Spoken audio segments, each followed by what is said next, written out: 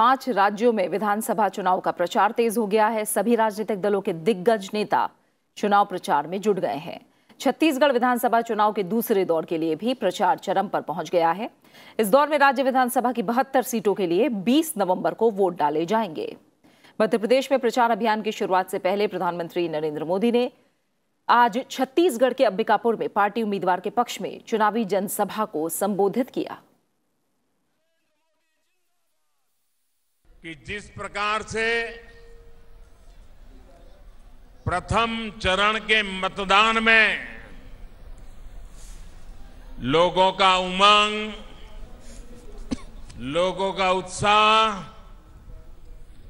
और विकास के लिए वोट देने का जो संकल्प था, वो मैंने अपनी आंखों से देखा है। एक तरफ बम, बंदूक, पिस्तौल का भय दिखाया जा रहा था।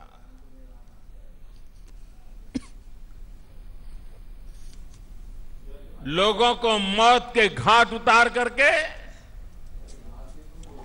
लोकतंत्र का गला दबोचने का निर्लज्ज प्रयास हो रहा था। सारी दुनिया को इस बात को समझना होगा कि हिंदुस्तान की गांव, गली गलियारे तक हर इंसान के जहन में लोकतंत्र के प्रति आस्था कितनी गहरी है। लोकतंत्र ही, जनता की समस्याओं का समाधान करने का उत्तम से उत्तम रास्ता है। ये पहले चरण के बस्तर के मतदाताओं ने बता दिया है। मैं आज जब छत्तीसगढ़ की धरती पर आया हूं तो सबसे पहले लोकतंत्र के प्रति ये श्रद्धा प्रकट करने के लिए सामने मौत के खेल खेले जा रहे थे, फिर भी डरे बिना, झुके बिना, थके बिना इतनी भारी मात्रा में मतदान किया। वो एक प्रकार से भारत के लोकतंत्र की ताकत को छत्तीसगढ़ के बस्तर के जंगलों में रहने वाले मेरे आदिवासी भाइयों बहनों ने सिद्ध कर दिया है। और हिंसा के रास्ते जनता के अधिकारों को दबोचने वाले लोगों को करारी चोट पहुंचाई है। बीजेपी के तमाम दिग्गज नेता भी छत्तीसगढ़ में धुआंधार प्रचार कर रहे हैं। केंद्रीय गृह मंत्री राजनाथ सिंह ने कल लगातार दूसरे दिन छत्तीसगढ़ में चुनावी रैलियां की। गृह मंत्री ने सरायपाली और सारंगढ़ में चुनावी सभाओं को संबोधित करते हुए बीजेपी की ओर से प्रदेश और गरीबों के हितों में किए गए कामों पर चर्चा की। उन्होंने प्रतापपुर में भी जनसभा को संबोधित किया। अरे दूसरे राजनीतिक पार्टियों के लोग अब इनकी हालत पतली हो गई है। कहते हैं कि साहब अब भारतीय जनता पार्टी को अकेले हराना कठिन है, नहीं संभव है, सब लोग मिल जाओ। अरे अब जनता हमारे साथ है तो कोई हमारा क्या बिगाड़ लेगा? एक नहीं सब मिल जाए तब भी हमें कोई पराजित नहीं हो सकता, क्योंकि जनता का प्यार और जनता का मोहब्बत हमको हासिल है, हमारे नेताओं को हासिल है।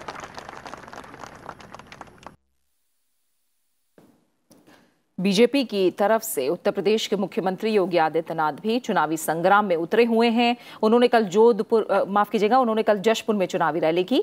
योगी आदित्यनाथ ने केंद्र सरकार और छत्तीसगढ़ सरकार की उपलब्धियों को जनता के सामने रखा।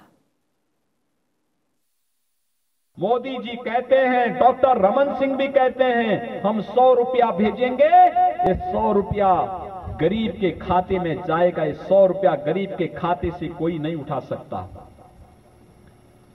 ये 100 रुपया गरीब के खाते में जाएगा। गरीब के हक में कोई डकैती डालने का कार्य करेगा, उसकी जगह जेल होगी। वहीं मध्य प्रदेश विधानसभा की 230 सीटों पर चुनाव के लिए भी सभी दल अपनी पूरी ताकत झोंक रहे हैं। प्रधानमंत्री नरेंद्र मोदी मध्य प्रदेश में आज शहडोल से अपना प्रचार शुरू करेंगे। दिल्ली रवाना होने से पहले प्रधानमंत्री नरेंद्र मोदी ग्वालियर में भी रैली करेंगे। प्रधानमंत्री का रविवार को छिंदवाड़ा और इंदौर में जनसभा को संबोधित करने का कार्यक्रम है। 20 नवंबर को प्रधानमंत्री नरेंद्र मोदी झाबुआ और रीवा जिले में चुनावी रैलियां करेंगे। 24 नवंबर को मंदसौर और छतरपुर जिले में प्रधानमंत्री की जनसभाएं होंगी। 25 नवंबर को वो विदिशा और जबलपुर में जनसभा करेंगे। मध्य प्रदेश की सभी सीटों के लिए 28 नवंबर को वोट डाले जाएंगे।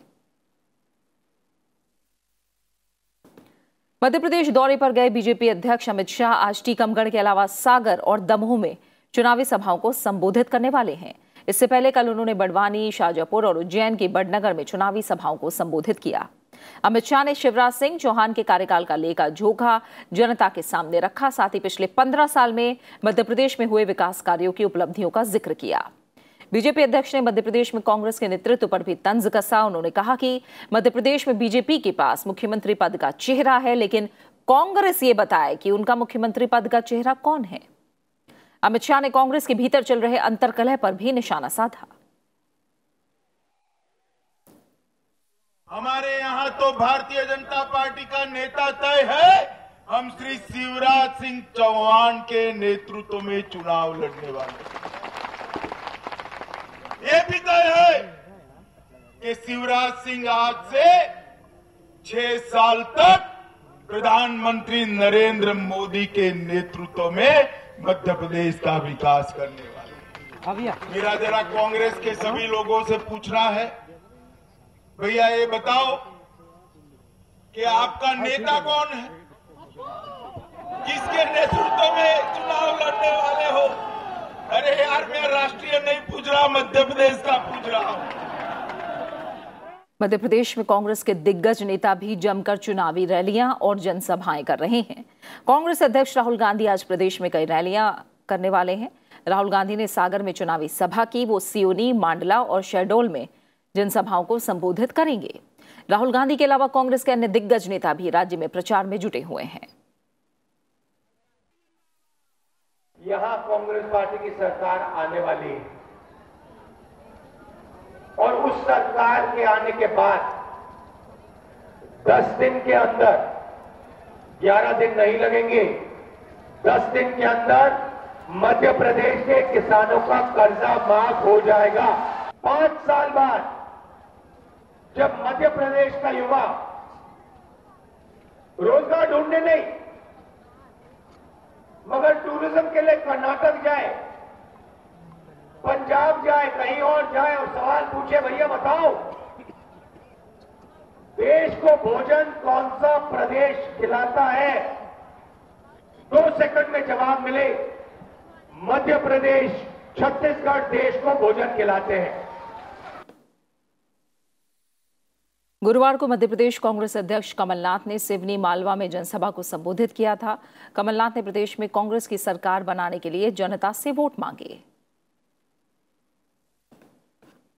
वहीं राजस्थान विधानसभा चुनाव के लिए कांग्रेस ने 152 उम्मीदवारों की पहली सूची जारी कर दी है। राजस्थान की 200 विधानसभा सीटों पर 7 दिसंबर को चुनाव होने हैं। सूची के मुताबिक पूर्व मुख्यमंत्री अशोक गहलोत सरदारपुरा से, कांग्रेस प्रदेश अध्यक्ष सचिन पायलट टोंक से और पूर्व केंद्रीय मंत्री सीपी जोशी नाथद्वारा से और गिरजा व्यास उदयपुर से चुनाव लड़ेंगे। वहीं हाल में बीजेपी छोड़कर कांग्रेस में शामिल हुए दौसा के पूर्व सांसद हरीश मीणा को देवली उनियारा से चुनाव मैदान में उतारा गया है। 200 सदस्यीय विधानसभा के लिए बीजेपी अब तक 162 उम्मीदवारों के नामों का ऐलान कर चुकी है।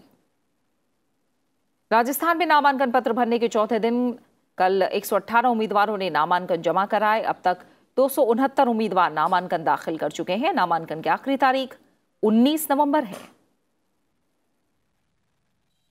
मुख्य निर्वाचन आयुक्त ओपी रावत की अगुवाई में चुनाव आयोग का दल आज से 2 दिन के राजस्थान दौरे पर है। चुनाव आयोग का दल पहले उदयपुर पहुंच चुका है, जहां वो जोधपुर, कोटा और उदयपुर संभाग के उच्च अधिकारियों के साथ बैठक करके चुनाव पूर्व तैयारियों का जायजा लेगा। आज शाम जयपुर में चुनाव आयोग की टीम राजनीतिक दलों के प्रतिनिधियों से मुलाकात करेगी। आयोग शनिवार को जयपुर में अजमेर, भरतपुर, बीकानेर और जयपुर संभाग के उच्च अधिकारियों के साथ बैठक करके चुनाव तैयारियों की समीक्षा करेगा। इसी दिन आयोग राज्य के मुख्य निर्वाचन अधिकारी, पुलिस के आला अधिकारियों और अन्य संबंधित विभागों के नोडल अधिकारियों के साथ बैठक करेगा। बीजेपी ने तेलंगाना विधानसभा चुनाव के लिए उम्मीदवारों की तीसरी सूची जारी कर दी है। सूची में 20 उम्मीदवारों के नाम हैं। पार्टी पहले ही 66 उम्मीदवारों के नामों का ऐलान कर चुकी है।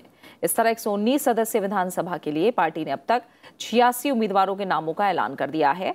हाल ही में भंग हुई तेलंगाना विधानसभा में बीजेपी के 5 थे और उन सभी को पार्टी ने फिर से टिकट दिया है। इस बीच तेलंगाना में चुनाव प्रचार भी तेज हो गया है। सभी दलों के नेता प्रचार में जुटे हैं। वहीं मिजोरम में विधानसभा चुनाव के मतदान की तारीख पास आने के साथ ही प्रचार जोर पकड़ने लगा है। 40 सदस्यों के विधानसभा के चुनाव के लिए इस महीने 28 तारीख को मतदान होगा। केंद्रीय गृह मंत्री और बीजेपी के वरिष्ठ नेता राजनाथ सिंह आज मिजोरम में चुनाव प्रचार कर रहे हैं।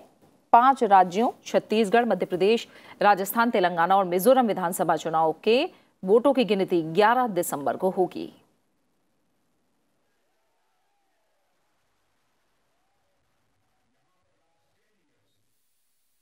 पिछले 4.5 ईयर्स से सेंटर में नरेंद्र मोदी के नेतृत्व में हमारी गवर्नमेंट काम कर रही है।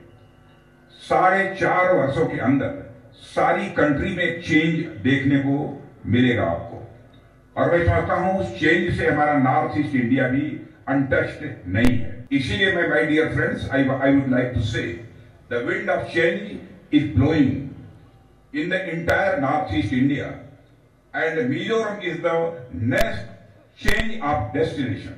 2008 से लेकर 2014 तक सेंटर में भी कांग्रेस की गवर्नमेंट थी, यहां भी कांग्रेस की गवर्नमेंट थी, फिर भी मिजोरम का जो डेवलपमेंट होना चाहिए वह डेवलपमेंट नहीं होगा।